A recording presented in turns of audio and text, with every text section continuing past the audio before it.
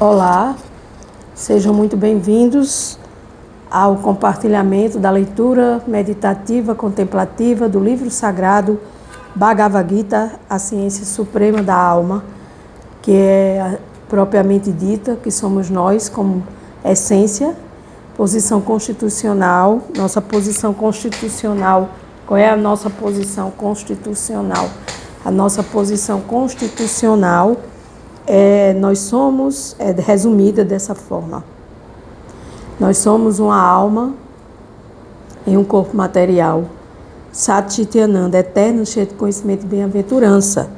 Então, nesse processo de ser alma, ser servo eterno de Deus, nós precisamos estudar a Bhagavad Gita para nos conhecermos melhor, a nossa relação com Deus e como podemos estar nessa relação de forma transcendental, de forma que vai muito além dos sentidos materiais. Vamos hoje ao verso 60, capítulo 2, Bhagavad Gita como ele é, resumo do conteúdo do Gita. Agyana Timiranda Sya, Gyana Jana Salakaya, Chakshu Militai Enatasmai, Shiguruve Namaha. Embora eu tenha nascido na mais escura região da ignorância, esse mundo material, o meu mestre espiritual abriu meus olhos com a tocha do conhecimento transcendental. A tal mestre espiritual, eu presto minhas respeitosas reverências. A Bhagavad Gita funciona como a tocha transcendental. Ela é a tocha transcendental, ela é a ferramenta transcendental que nos traz para a nossa realidade. A nossa constituição, como eu disse no início, quem sou eu? Eu sou uma alma. Qual é a minha relação com Deus? Eu preciso conhecer acerca do absoluto, acerca de Deus. Quem é meu pai? Se eu pergunto à minha mãe, quem é meu pai? Minha mãe vai me explicar. Então, as escrituras sagradas funcionam como a nossa mãe, mostrando, indicando o caminho de como a gente se relacionar com Deus, com Krishna, a suprema personalidade de Deus. Verso 60. Os sentidos são tão fortes e impetuosos, ó Arjuna, que arrebatam a força mesmo à mente de um homem de discriminação, que se esforça por controlá-los. Então aqui a Suprema Personalidade de Deus, no capítulo 2, verso 60 da Bhagavad Gita, ele fala que até um homem de uma mente que sabe discriminar. O que é discriminar? Você saber usar a sua intuição, usar a sua inteligência, o seu discernimento para saber o que é favorável, o que é desfavorável, o que é bom para mim, o que não é bom para mim. E aí, aqui os sentidos são tão fortes e impetuosos que arrebatam a força, mesmo a mente de um homem de discriminação que se esforça por controlá-los.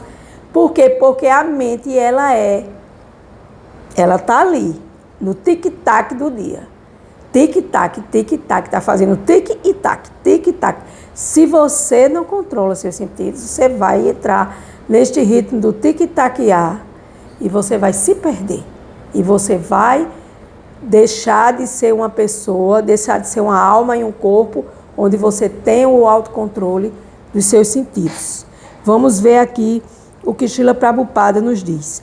Jaya Srila Prabhupada, salve Srila Prabhupada, que trouxe a consciência de Deus para o Ocidente, através das escrituras sagradas e dos seus significados. Há muitos sábios e filósofos transcendentalistas eruditos que tentam subjugar os sentidos, mas apesar de seus esforços, mesmo os maiores deles, impelidos pela mente agitada, são às vezes vitimados pelo gozo dos sentidos materiais. Uma mente agitada é uma mente que é vítima do gozo dos sentidos materiais. É uma mente que está escrava dos gozos dos sentidos materiais. Mesmo, aí ele cita aqui, Visvamitra, um grande sábio yogi perfeito, foi enganado por Menaka para desfrutar de prazer sexual. Por quê? Porque a gente escorrega. É por isso que o verso 58 diz, aquele que é capaz de retirar seus sentidos, os objetos dos sentidos, assim como a tartaruga recolhe seus membros para dentro da carapaça, está firmemente fixo em consciência perfeita. Então, aquele que sabe, opa, aqui é uma armadilha de Maia, então eu vou retirar meus sentidos dos sentidos e vou desviar dessa armadilha, porque eu não quero cair, eu quero evoluir. Então, mesmo um grande sábio foi enganado pelo desfruto do prazer sexual. Na história há muitíssimos casos semelhantes, portanto, quando não se tem plena consciência de Deus, de Krishna, é muito difícil controlar a mente e os sentidos. Então, Deus está no meu coração como a grande alma na pequena alma. Deus é o controlador supremo. Então, se Ele está dentro de mim, se Ele está dentro do meu coração, se Ele está controlando tudo, então eu não devo controlar absolutamente nada. Eu devo fazer a minha parte, conversar com Deus, entregar para Deus e dizer: Deus, olha, eu fiz minha parte. A minha parte foi essa. E mesmo assim, às vezes a gente nem precisa dizer, porque Deus é onisciente, onipresente e onipotente. Deus tem ciência de tudo, tem poder de tudo e tem presença em tudo e em todos. Porque nós somos feitos à imagem e semelhança de Deus. Então, somos feitos para que Deus nos conheça e que nós conheçamos Ele. Mas nós caímos aqui no plano material e nós estamos aqui neste plano material porque a gente se esqueceu dele. Então, nós temos a Bhagavad Gita, nós temos o Srimad Bhagavata, nós temos Chaitanya Charitamrita, nós temos vários e vários livros, escrituras sagradas para a gente ler, para a gente se associar com os que pensam, sentem e fazem igual, chamados de devotos conscientes de Deus, na consciência de Deus, para que a gente recobre essas consciências e a gente possa ocupar nossa mente em Krishna e nos afastar dessas ocupações materiais.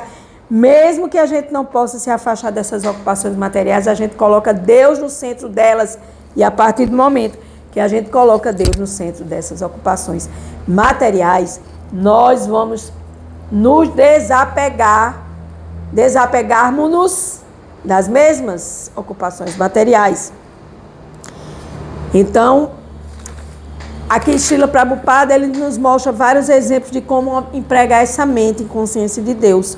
Ocupar-se no serviço aos pés de lótus do Senhor Deus, Krishna, e sentir um prazer transcendental que se renova a cada instante. Sempre que penso em vida sexual com uma mulher, meu rosto imediatamente olha para outra direção e cuspo no pensamento. Ou seja, é errado pensar numa mulher de forma desordenada? É.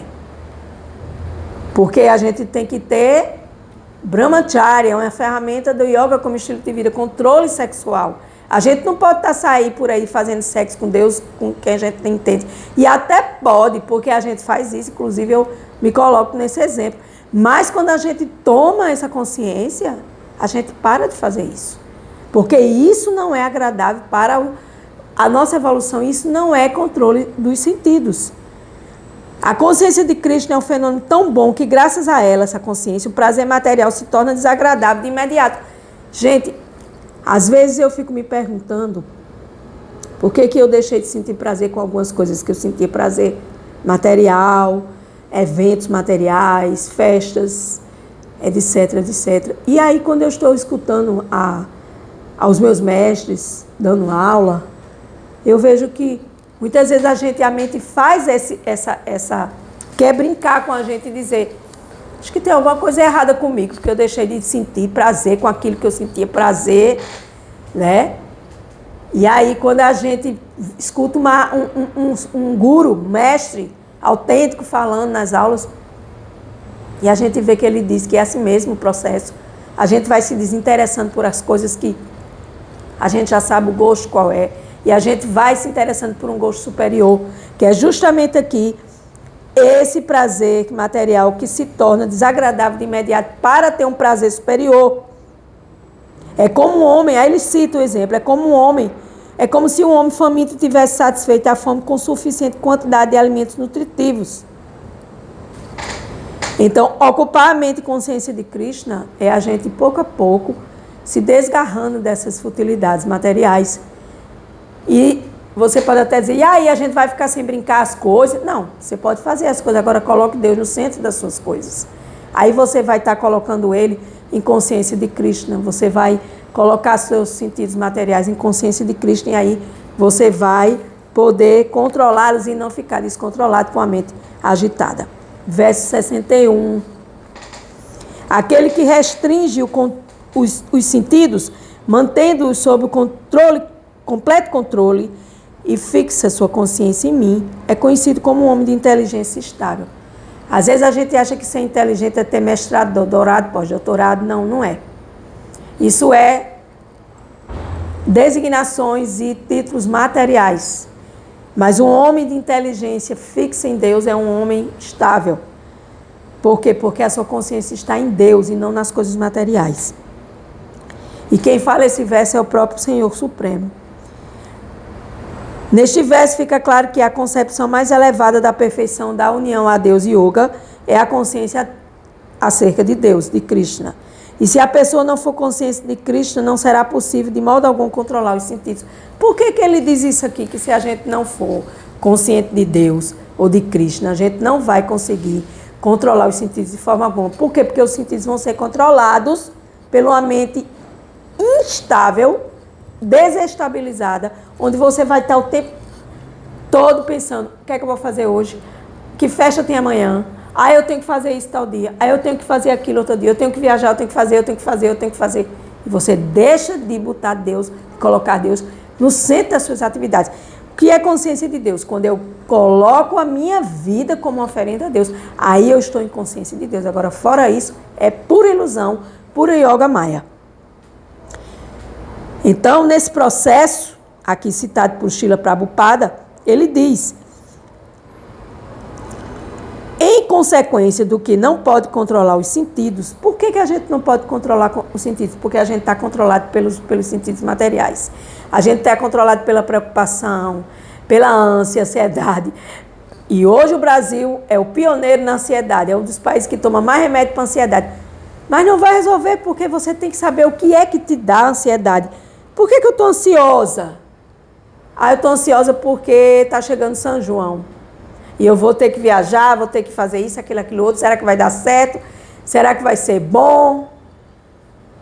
Então, será que isso é bom para você evoluir espiritualmente? Ah, mas eu vou ser uma carola? Vou ser uma pessoa limitada? Não, eu não sou uma pessoa limitada. Eu escolho melhor os meus divertimentos, escolho melhor as minhas associações nos dias de hoje. Por quê? Porque eu já mastiguei aquilo que eu já sei. E hoje eu não quero mais. Mas por que eu não quero? Porque hoje eu quero eventos transcendentais, eventos que me levam a consciência maior, que me tragam essa consciência maior de que eu preciso evoluir e parar de perder tempo com coisas materiais. Porque a gente perde muito tempo com as coisas materiais. Então, controlar os sentidos e buscar esse autocontrole é a grande sacada para a evolução. É a grande tacada para a evolução. Se fixar sua mente nos pés de Deus, nos pés de lótus do Senhor Krishna, ocupar suas palavras de descrever os passatempos de Deus, entender sobre Deus, ler as escrituras sobre Deus, limpar o templo do Senhor, ouvir sobre os passatempos de Deus, meus olhos em ver a forma do Senhor através de imagens, deidades, de quadros, meu corpo em tocar o corpo, de dizer, esse meu corpo é um servo de Deus, porque está acoplado com minha alma para servir a Deus. Minhas narinas em cheirar as flores que são oferecidas no altar a Deus. Minha língua em saborear as folhas de lótus, as folhas de tulsi, que é uma planta sagrada. Minhas pernas em viajar para o lugar santo, onde é meu templo sagrado, onde eu vou poder estar ali o tempo todo em conexão com as deidades. Minha cabeça em oferecer reverências ao Senhor e meus desejos em cumprir os desejos do Senhor. Aí eu vou estar usando todos os meus sentidos transcendentalmente, além das coisas materiais. Mas quem é que faz isso hoje? Só as pessoas que são um pouco conscientes de Deus. Porque consciente de Deus, 100%, é raro encontrar um. E o próprio Krishna diz isso na Bhagavad Gita. Se tiver um devoto puro, chama-se devoto puro. Se tiver um só em devoção pura, então esse nível de pureza, esse nível de devoção, esse nível de amor, não é para qualquer um. Bhakti Yoga, a yoga da devoção a Deus, a fisioterapia da alma. A gente faz fisioterapia para o corpo material, quando a gente precisa fazer fisioterapia para os nossos membros, quando a gente machuca. E a gente machuca o nosso coração, a gente se desequilibra na nossa mente, a gente está cheio de artimanhas e a gente não sabe nem por onde começar muitas vezes a se autoequilibrar, a sair dessa mente agitada por uma mente pacífica, a entregar tudo que eu faço, tudo que eu como, tudo que eu dou para Deus. Né? Você pode até dizer, nossa, isso é muito radical. Não, não é. Não é, que eu venho praticando há mais de 3 anos e minha vida mudou da água para o vinho. E hoje eu sou muito mais feliz do que eu era antes, quando minha cabeça era enterrada nos sentidos materiais. Onde eu só me preocupava com as coisas materiais. É um caso prático, é uma teoria, você está ouvindo a Bhagavad Gita teoricamente, então você tem que praticar. Não adianta só você estudar, discernir, dar um feedback daquilo que você entendeu, não. Você tem que praticar para saber se esses versos do Senhor Supremo realmente são a verdade absoluta da sua vida prática. Então, aqui, nós temos que buscar ocupar nosso tempo em consciência de Krishna e não desperdiçar nosso tempo numa busca inútil de alguma coisa fantasmagórica. Por quê? Porque um fantasma é aquele que aparece e desaparece. É feito as coisas materiais. Elas existem e deixam de existir. Inclusive nosso corpo deixa de existir. Então, tudo isso que deixa de existir é algo temporário, é algo fantasmagórico. Verso 62. Enquanto contempla os objetos dos sentidos, a pessoa desenvolve apego a eles, não é verdade? A gente fica olhando, meu Deus, que roupa linda, ai, que carro lindo, ai, que pessoa linda, ai, que corpo maravilhoso, nossa, que cabelo lindo. É assim mais ou menos. De tal apego desenvolve-se o hedonismo, e dos desejos hedonistas surge a ira. Aqui esse hedonismo pode ser a luxúria. Então, eu desenvolvo apego aos sentidos, do apego eu quero possuí-los, e como eu não posso possuí-los, porque nem é todo mundo que pode possuir o que quer possuir, vem a ira. Significado, Srila Prabhupada. Alguém que não é consciente de Krishna sujeita-se a desejos materiais enquanto contempla os objetos dos sentidos. Os sentidos precisam de verdadeira ocupação, e se não estiverem ocupados no transcendental serviço amoroso ao Senhor, eles procurarão ocupar-se no serviço ao materialismo. É o que acontece com 95% da população mundial. Por isso que está aí, a cada um é dado segundo vossas obras. Está aí, liga a televisão agora, você vai ver guerra no Irã, guerra no Iraque, guerra não sei aonde, e não acabam. Por que essas guerras não acabam, meu Deus? Porque os homens não querem, eles lucram com a guerra.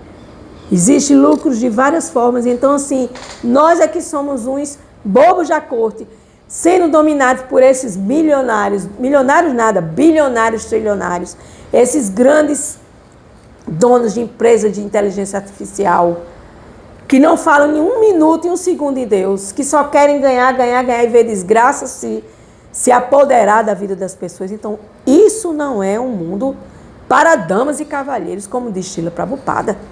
É um mundo onde tem doença, pobreza e conflito, e há cada perigo na esquina, a cada perigo na esquina, como diz Srila Prabhupada também. Então, por conta dessa consciência, você tem que ter consciência e você tem que dar um clique na sua vida e sair desse redemoinho que lhe prende e que lhe deixa preso às coisas materiais. No mundo material, todos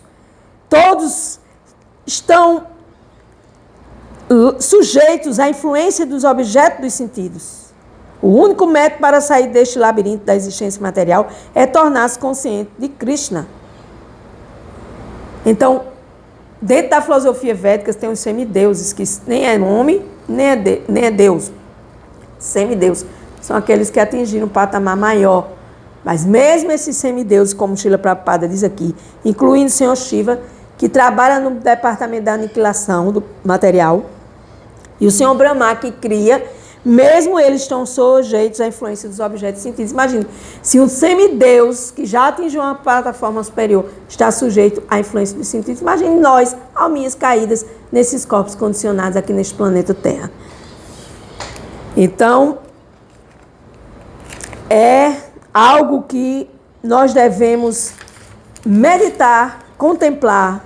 A gente ouve, a gente pensa, a gente contempla tudo isso e a gente tenta oferecer a nossa mudança de paradigma, nossas mudanças de crenças limitantes para Deus. Por quê? Porque a gente precisa estar em consciência de Cristo e controlar os nossos sentidos.